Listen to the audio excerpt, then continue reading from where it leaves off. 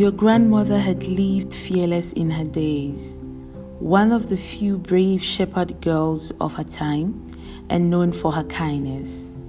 Despite being married off at an early age, she farmed and learned to sew dresses to cater for her family. And when life's battle came, your grandma braved them. Her husband had fallen ill and stayed bedridden for 23 whole years. She instead built her strength even as a young bride and stood firm for her family. She was such an amazing leader. I listened to the sound of my mother's voice like the warmth of stoking dying embers to flames again. I had such a close bond with my gran, and although I knew about her feminist activities, I knew very little about her early life. Did you know she led the female secret society in the village? A political arm of authority in the village that gave women the platform to enforce laws that governed them as a people. She equally taught the women to be loyal wives and industrious mothers. Your braveness reminds me a lot of her, my mom whispered warmly as she stroked my hair.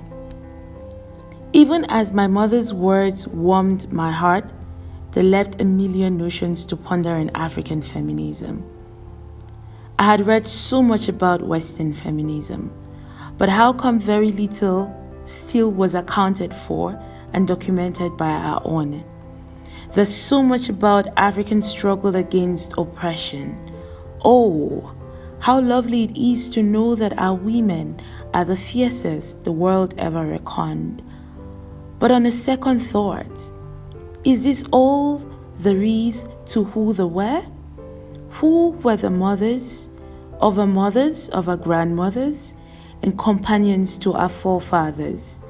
Who were they really? Who groomed us? How did they run the homes? Where were they? How were practices and traditions handed down from one generation of motherhood to the next? I began to search out these stories and managed to find a few things buried deep in the internet about African women's lives. These pages of African feminism cannot be blank, because every root of ours must be traced to the very last one. I realized I am not only as brave as my gran, but I smell just like her too.